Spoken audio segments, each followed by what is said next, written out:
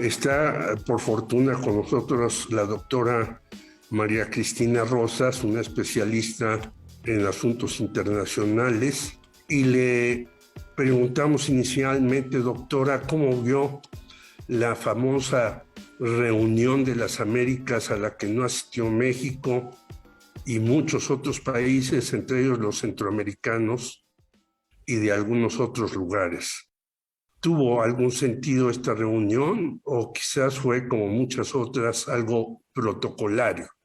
Bien, creo que la reunión fue desangelada y fue un paso atrás respecto a lo que habíamos visto, por ejemplo, en la administración de Obama, cuando tuvo lugar la Cumbre de las Américas en Panamá. Esa fue una cumbre histórica porque ahí se encontraron el presidente Obama y el entonces presidente de Cuba, Raúl Castro, con lo cual se sentaron las bases para el restablecimiento de las relaciones diplomáticas entre los dos países. La historia de la Cumbre de las Américas ha tenido muchos altibajos, más bajos que altis. Comenzaron estas cumbres en el 94.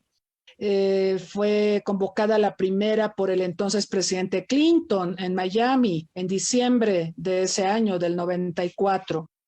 Y después se celebraron hasta la del día de hoy otras 8, en total son 9. En esta ocasión, esta cumbre que vimos en Los Ángeles es la segunda donde Estados Unidos es anfitrión. Y me llama profundamente la atención y por eso mencionaba lo que ocurrió en aquella cumbre de 2015 entre Obama y el líder cubano Raúl Castro, porque en ese momento el vicepresidente de Estados Unidos era justamente Joe Biden. Y justamente Obama le había pedido a Joe Biden que fuera el artífice de la agenda de las relaciones interamericanas, tanto con América Latina como con el Caribe. Entonces, a mí me parece que esta cumbre que recién terminó en Los Ángeles es un retroceso porque ni Biden parece que esté teniendo una gestión exitosa en América Latina y el Caribe, y por otra parte no invitó a Cuba. Bueno, no solo no invitó a Cuba, no invitó a Venezuela, no invitó a Nicaragua, con el argumento de que no son naciones democráticas, pero la realidad es que hemos visto históricamente que Estados Unidos ha apoyado a países latinoamericanos que no son democráticos cuando así conviene a sus intereses. Estoy pensando, por ejemplo, en el Chile de la época de Augusto Pinochet, ¿no? Que tuvo todo el apoyo de Estados Unidos. Y ahora Estados Unidos nos viene a decir, bueno, pues yo no invito a Cuba, ni a Venezuela, ni a Nicaragua, porque no son democracias. Bueno, aquí hay otro problema que creo que tenemos que analizar porque explicaría un poco el énfasis de Biden en el tema de la democracia. Biden enfrenta una crisis muy fuerte con Trump, y usted lo refería hace un momento. Trump, recordamos, en el pasado proceso electoral presidencial, en el año 2000, desconoció el resultado y la victoria de Biden. No solo eso, eso pues, bueno, fue terrible.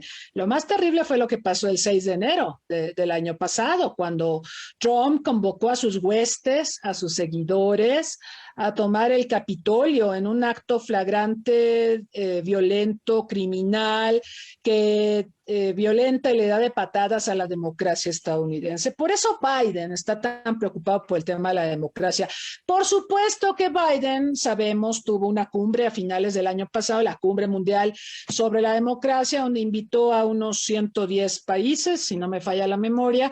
No invitó a Rusia, no invitó a China, no invitó a Bolivia, no invitó a muchos latinoamericanos, no invitó a Corea del Norte, pero lo que llama la atención es el énfasis en democracia. A finales del año pasado, Biden convoca una cumbre de la democracia. Ahora, en la Cumbre de las Américas, hace de la democracia el leitmotiv de esta reunión. Pero es un poco como eso que decimos de que se lo digo a Luis para que lo escuche Pedro.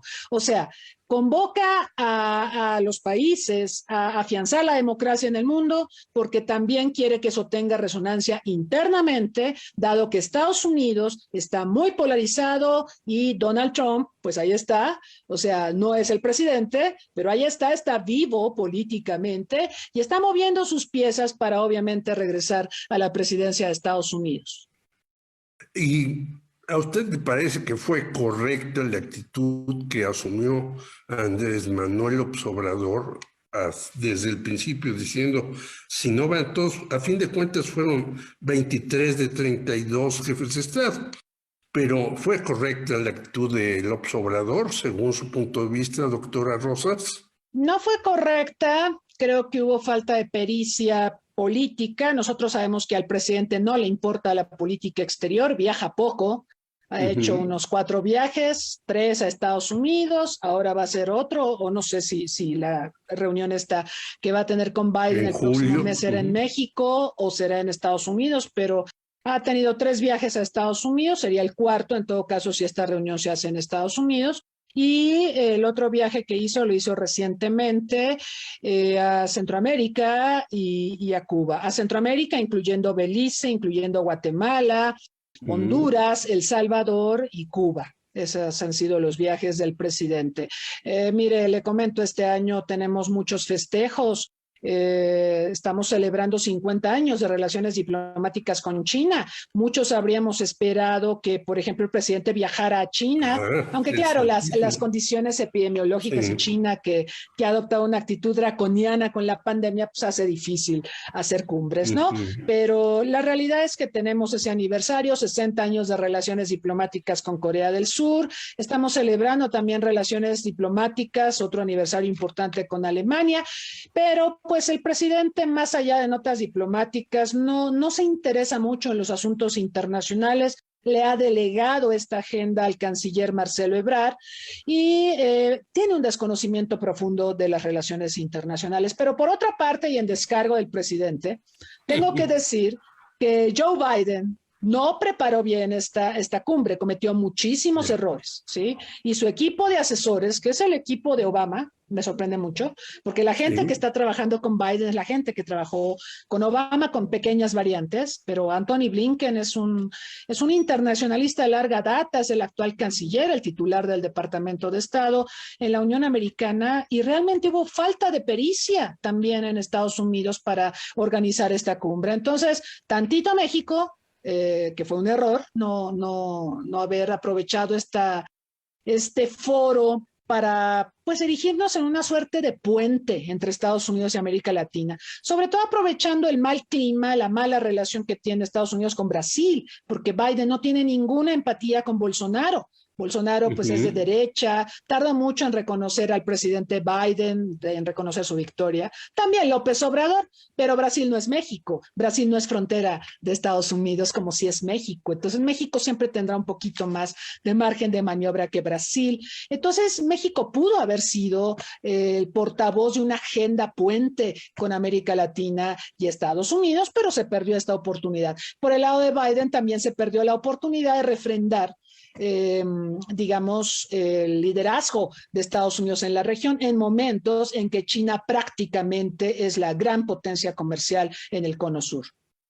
Esta declaración de la vicepresidenta Kamala Harris de los 1.200 millones de dólares para Centroamérica, ¿es esto muy limitado? Porque creo que con eso no se resuelve gran cosa el asunto que hay en Centroamérica, ni en otras partes, porque llegan hasta gente de África, México, para entrar a Estados Unidos. ¿Qué le pareció esto, doctora María Cristina Rosas? 1.200 millones es mucho menos de lo que tienen algunos de los cárteles medianos de la droga, ¿no? No es suficiente, es muy poquito dinero. Por supuesto que tampoco es un tema de mucho dinero. Nosotros vemos que, por ejemplo, Estados Unidos gasta mucho en salud, ¿no? Es el país que Sí, más gasta en salud a nivel mundial y vea, tiene el peor sistema de salud de los países desarrollados, la mayor mortalidad infantil de todos los países desarrollados, la más baja esperanza de vida de todos los países desarrollados. Entonces, a veces pensamos que no es un tema de gastar mucho dinero o de poner mucho dinero, sino de gastar bien. Y bueno, ujú. 1.200 millones parece poco, pero si se emplearan adecuadamente, pues quizá podrían abonar a solventar algunos problemas. Por supuesto que el presidente López Obrador ha insistido mucho en que a Centroamérica hay que apoyarla en programas sociales, porque se parte del supuesto, me parece que es correcto, este razonamiento del presidente de México, de que si, por ejemplo, combatimos la pobreza y las causas de la migración, esto a la larga va a llevar a que la gente se quede en sus países, en sus terruños, porque van a encontrar expectativas de vida favorables. Esa es la premisa, me parece correcta, pero con 1.200 millones de dólares pues no alcanza, ¿verdad? Para esta premisa.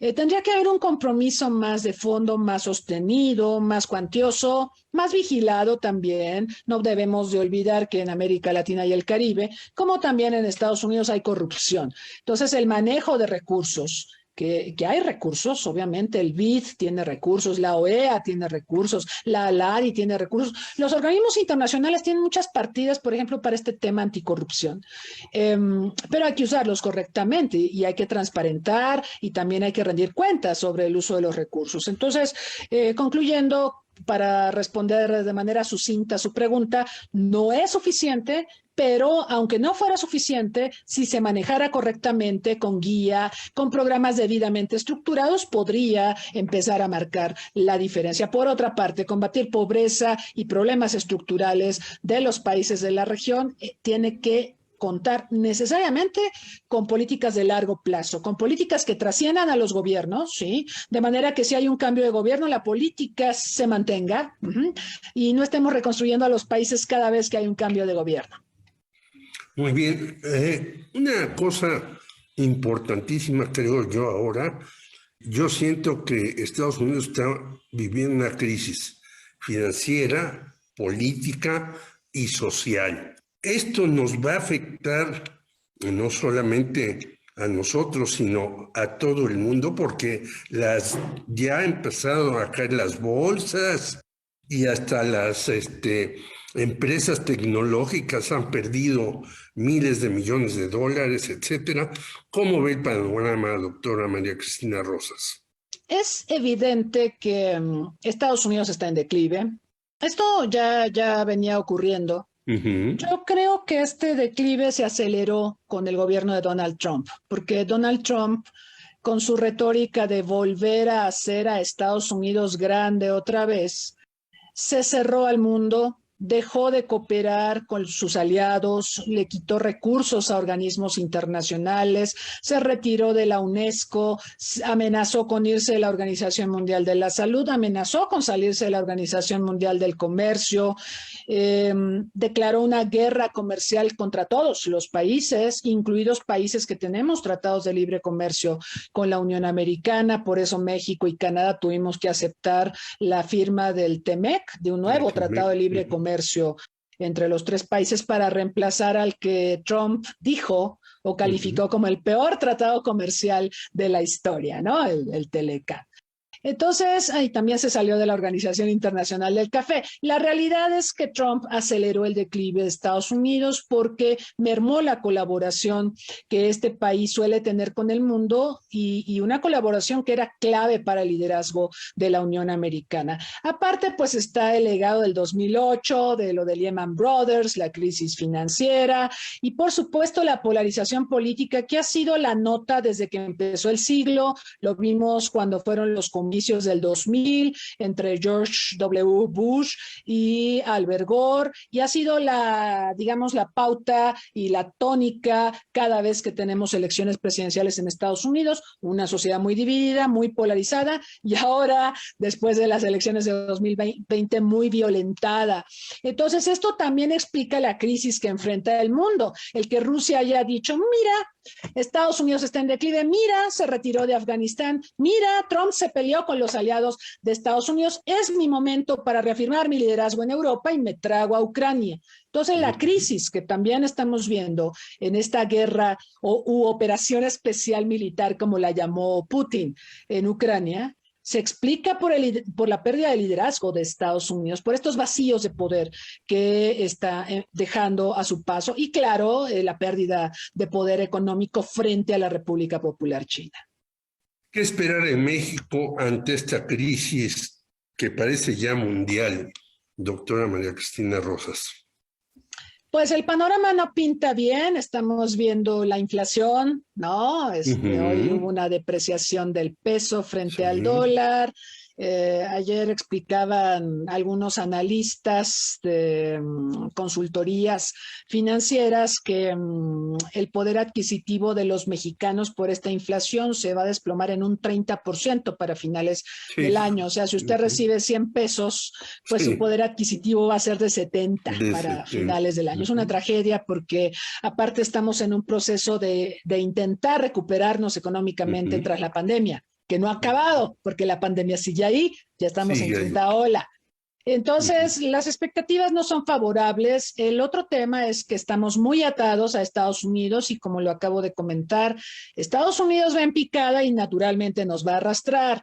México no es diversificado, México no tiene, digamos, la posibilidad de jugar un poco en sus relaciones comerciales y financieras internacionales con Europa, que también está en una terrible crisis, o con Asia.